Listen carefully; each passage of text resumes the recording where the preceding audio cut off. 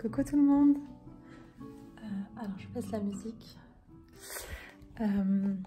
Rapidement, j'avais envie de vous expliquer quelque chose par rapport à l'éducation des enfants, au fait d'arrêter d'interdire et d'obliger. Obligation, interdiction, tous ces mots-là, j'ai horreur de ça. Petite chose avant de commencer, j'aimerais préciser parce que des fois on me dit mais Noémie, qui tu es en fait? Est-ce que tu es coach business ou est-ce que tu es coach de vie ou est-ce que tu aides les personnes, les parents à éduquer les enfants, etc. Je ne suis pas qu'une personne et je ne sais pas faire qu'une seule chose, tout comme vous. J'ai plusieurs spécialités et j'allais dire je suis forte, mais j'ai pas envie de dire je suis forte. Il y a des choses qui sont simples pour moi dans plusieurs domaines, donc notamment dans l'éducation des enfants, c'est mon truc, et dans le business. Et du coup, je vous partage régulièrement des choses sur ces deux thématiques. Donc aujourd'hui, je voulais vous partager quelque chose sur tout ça. Obliger les enfants, interdire les enfants.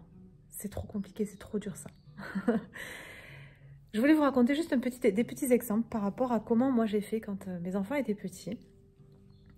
En fait, il y a des personnes que je voyais faire en fait avec leurs enfants et du coup, moi je leur disais comment moi je faisais et du coup j'ai envie de vous le partager à vous aussi.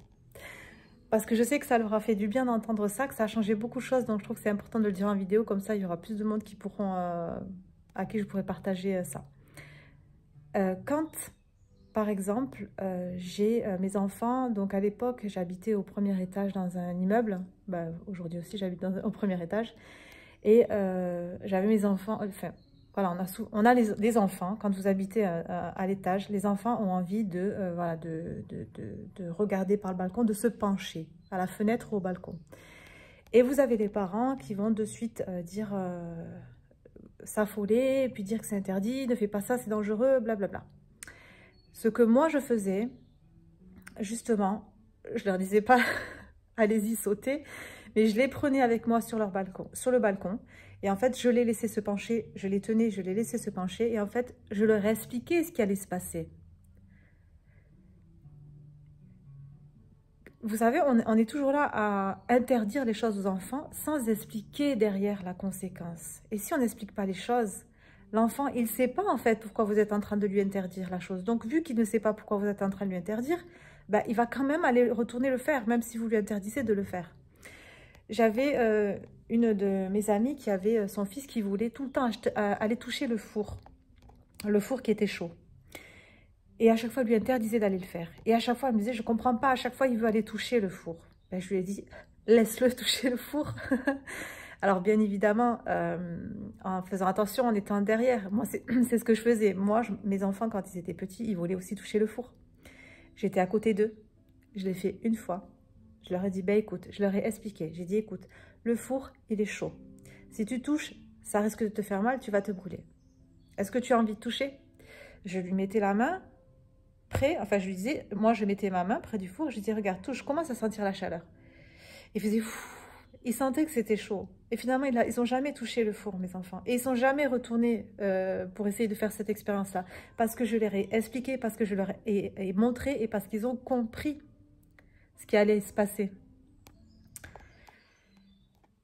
En fait, ça marche pareil pour tout. Vous savez, j'ai un petit exemple par rapport à moi quand j'étais petite.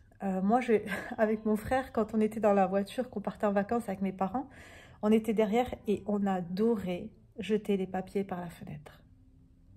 C'est un truc aujourd'hui dont j'ai horreur. C'est, voilà. Je suis la première à ne pas, voilà. Je n'aime pas quand on pollue la planète. Et quand j'étais petite, je faisais ça et j'aimais bien le faire et ça me faisait rigoler. Et mes parents m'interdisaient de le faire. Et à chaque fois, il me disait, ben, si tu continues, tu seras puni. Si tu continues, la police va nous arrêter, on va aller en prison. Voilà, c'était toujours des conséquences de ouf derrière. Mais finalement, même en me disant ça, ça m'empêchait pas, moi, de jeter les papiers dehors par terre. Si on m'avait juste dit, écoute, Noémie, quand tu jettes un papier par terre, tu fais du mal à la planète. Quand tu jettes un papier par terre, le papier, il peut rouler jusqu'à tomber dans l'eau, et puis un poisson ou une petite tortue risque de l'avaler et de mourir. Si juste on m'avait dit ça, parce que c'est la réalité, au lieu de me dire, il va t'arriver ça, ça je m'en foutais. Si juste on m'avait dit que ça allait faire du mal à la planète et aux animaux, j'aurais arrêté. Je ne l'aurais plus jamais refait. Donc voilà, c'était vraiment pour vous dire que d'arrêter d'interdire, d'obliger, tous ces mots-là, ils ne devraient même pas exister en fait.